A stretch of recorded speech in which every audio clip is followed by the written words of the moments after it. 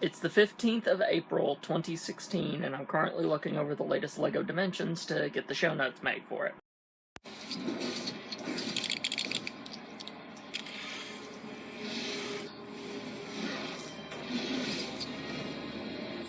Well, I have some time this morning. I am programming that class I was telling you about into my tablet here, because it's obviously not in the database. It's actually not been that bad. I've only had to correct a couple of things. And I think that's mainly my accent, because I have one whether I realize it or not. Yeah, this text-to-speech has really been helping, especially considering the way that you there's a style to writing a class in D&D. It's sort of this flowery, higher language that makes it sound epic, and as a result makes it difficult to type down with just a touchscreen.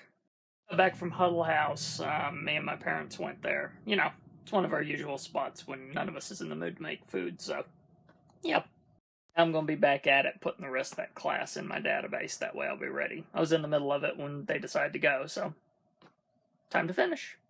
I'm about to go into the process of rolling a character, and I realized, why not take you guys on the journey with me? That way you can see how this whole thing works. Most of the stuff you're going to be seeing from it, by the way, is the 5th edition manual. This is the latest version of Dungeons & Dragons that actually exist. The thing about rules in Dungeons & Dragons, by the way, is these things are just guidelines. If our dungeon master wants to change some stuff, he's perfectly entitled to. I've already experienced several styles of dungeon mastering, from the we're not going to be so strict to the let's be very strict and by the book. And all of them present their own challenges and interesting things, but I'm just letting you know that as a side note. Here's the guidelines for if you roll a character. By the way, the software that I used for this is called Fight Club 5. Pretty nice thing. I know it's on iOS. I think it might be on Android too. So, part of the stats that every character has are the following: Strength, Dexterity, Constitution, Intelligence, Wisdom, and Charisma. These are the things that dictate how well you do certain stuff. There's also skills, but I'll get into that whenever I get into that. All these stats have to have some base numbers. That's where these little puppies come in. My D6s, as they're called, or a 6-sided die. Anytime you hear someone say, roll a D, whatever the number happens to be, just know that it's a die that has that many sides. In this case, to make stat numbers, you have to roll 4 of these. I only have 3 of these, so I just roll 1 again. Take the top 3 numbers out of that, and that becomes a stat number. You don't assign it to anything yet, but again, later in the process. Although some people do the process where they say, and now you're rolling your strength, and now you're rolling your... But around here we tend to do the process of get your numbers and then assign them. So I have to do the rolling process 6 times. So that's what I'm doing now. So it's a 5, a 3, and a 1. Gonna re-roll that 1. And whenever I re-rolled it, I got a 6, which means that my first number is a 14. So here's the numbers I ended up rolling: a 14, a 15, a 14, a 16, a 13, and a 17. Now what do I do with those numbers? Well, I look over the class I'm planning on doing, including future plans, and figure out what would be the best thing to make that work the best. So in this archetype, which is a fighter, by the way, I'll get into that later, there is a thing that requires wisdom, so I probably need to have a high version of that. Because it's going to be a ranged character, all ranged weapons require a good dexterity for you to actually hit anything, so I need to focus on that as well. And then some of your decisions can be based on theme as well. Not all of your things have to go, well, this class requires this, blah, blah, blah, blah, blah, right? Like, say you've got this big, dumb fighter, and you know you want to play him as kind of an idiot that is the muscles and certainly not the brains, right? You wouldn't be giving this guy a high intelligence because it wouldn't fit with the character. It just wouldn't make sense. So giving them a lower intelligence would work better for that theme. So it's things like that. Keep in mind, you're creating a character. You're creating an individual with a backstory and everything, so things need to fit properly. In this case, my guy is going to be someone that creates crossbows for a shop locally and isn't satisfied with what ranged weapons are. I see him as always having had this thing in the back of his head that says, well, these are good, but can't we make these better? What are we missing? He's the sort of guy that has been designing this sort of thing for years, and no one's really taken him seriously. Probably not even the shopkeeper. I'll have to talk to my dungeon master about that. In fact, if anyone tries to look at his plans, he will immediately hide them from them, because it's his plans, dang it, and he doesn't want anyone to steal them. Because of how gaining an archetype at 3rd level works, he's probably not going to stumble upon the proper answer until we get to level 3. He's got the plans marked out and everything, but he's never quite been able to make it click, right? And yeah, it sounds like I'm talking about an actual person that really exists. That's the point. As far as you're concerned, you are creating someone which has hopes, dreams, ambitions, all sorts of things. What drives them? That'll make a good character. And it'll also make them easier to roleplay as, too, because you're kind of on stage with this. You're not yourself. You are playing someone different. That also sometimes puts you in places where, as you would never do that. But you know they would, so you have to. Trust me, guys, if a dungeon master is worth anything in his salt, he will exploit that. If you're a paladin, for instance, oh lord, you've got your day worked out for you. So anyway, back to this. I need a high dexterity and a high wisdom for the things that the path I'm planning.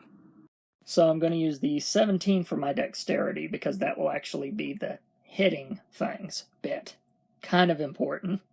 I'm also going to use my 16 for my wisdom, because that's where the grit system comes from for the gunslinger, so it's important for me to have a high version of that. As for the rest of the 9 numbers that I have left over, I got some narrative choices, I think, in this case. It's not always like this, but in this case, a few stick out in my head. For one, obviously this guy's intelligent. If he's about to create a new weaponry that has never been seen in this world before, he thinks of things on a different level. So that means my 15 just went into my intelligence. I've got a 14, a 14, and a 13 to work with. Kind of good numbers. Which means I really need to choose where that 13's going, and then the 14's obviously go in the other slots. And in this case, I think I'm going to use the 13th for my strength. Because this guy's not your typical fighter. I mean, he's a fighter archetype, but that's where they figured out to slot it in. But he just doesn't do that stuff. I don't see him getting into tavern brawls, I don't see him getting into arenas. He's just a craftsman that enjoys his craft and wants to make it better. So yeah, that 13 is going into strength, which means that my constitution and my charisma are both going to be a 14. By the way, the higher a score, the better of a modifier you have, or a number that you add on to your roll. That 13 gets a +1. Those 14s get a +2. And that 16 and 17 both get a +3. Normally, the first part of this process is to pick a race and then pick a class, but I've already got those in my head. That's why I started with the rolling. This is the first flat-out human that I'm going to be running ever in a D&D campaign, and here, with every race, are the perks. Okay, first, the not-so-perky is that I've got to go through all of these and figure out where this human actually came from, because all of these are humans. Here are the perks, though. All of my ability scores actually increase by 1, and I get to know 1 extra language. I had to pick an extra language for that perk, so I decided to pick Dwarven. Considering that dwarves do mining and sometimes deal with explosives, I figured it would work. Of course, about everybody speaks Common. It's your standard language of the entire realm, so that everyone can talk. In theory. I'm here in the class section. Just like races, classes have different perks. Of course, I'll be working with the fighter, since I'm planning on becoming a gunslinger. So my hit points that I'm getting right now, or the things that keep me alive, are right now 10 plus my constitution modifier. So right now I've got proficiencies in every single bit of armor and shields, simple weapons and martial weapons, and I'm good at saving throws with strength and constitution. Right now, because of my software, I have to skip ahead to this part. I've got to pick a fighting style. In this case, I'm going to pick archery, because obviously I'm going to do ranged.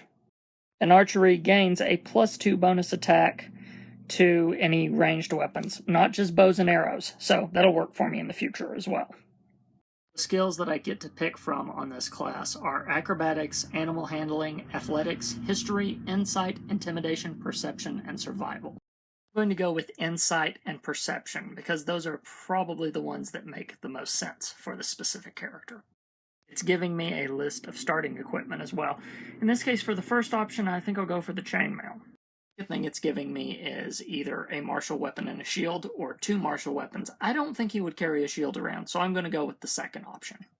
I still need a sword or something like that, even if I am going to be ranged, because things can run up on you, and then you're in trouble. Those martial weapons, I know I'm going to pick a rapier, because it's a finesse weapon, which means instead of using strength, I can still use my dexterity, so still works for my build. And then you know what? I'm not even quite sure why, but I'm going to take a whip with me. Everyone has that small weapon just in case. I think that'll be mine. Okay, light crossbow and 20 bolts or 2 hand axes. I'm going to go with the crossbow, obviously. I told you the guy's background. When you're building a character, you also assign them a background.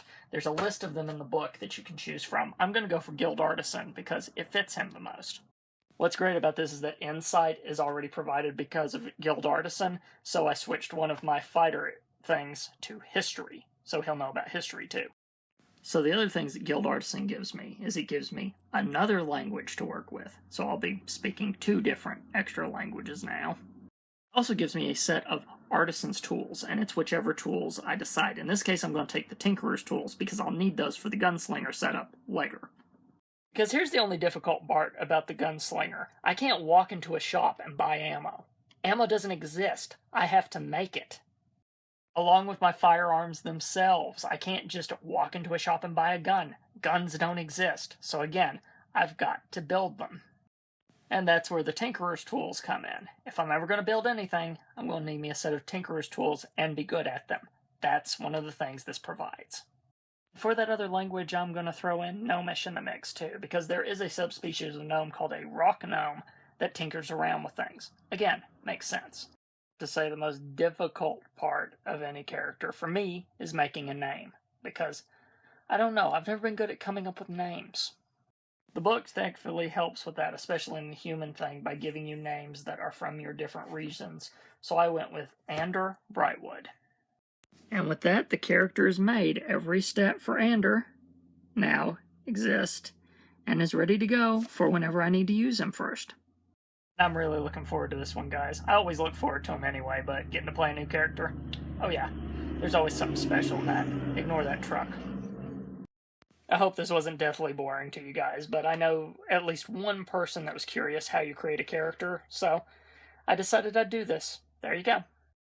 So my parents went mushroom hunting. Unfortunately, they didn't find any. They're morels. You can usually find them in this area, but you kind of got to find the right spots.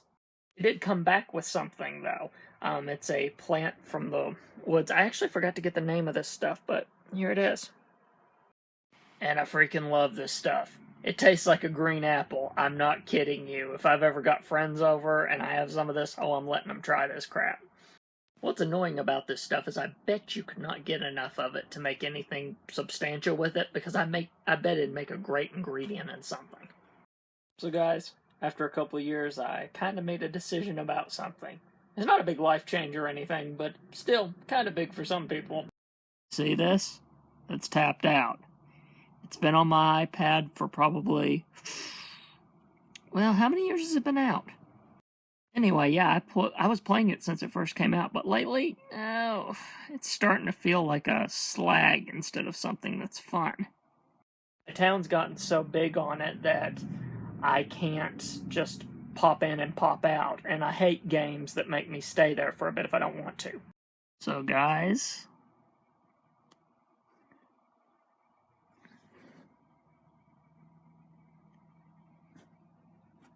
it was a good run, but on to other things. So, Geek and Sundry is getting ready to run their test of Alice, their AI. What it actually is a creative stream that interacts with the chat room. So what the chat room does, Alice will follow, I think is how it works. It's a live action thing. Kind of neat. But I have the headset on because I'm with Donovan and the producer, and we're going to watch it together, like a little watching party. That was a pretty wild experience, and all 3 of us liked watching it. It was tense at moments, and even. Good job, Geek and Sundry. You've provided an experience.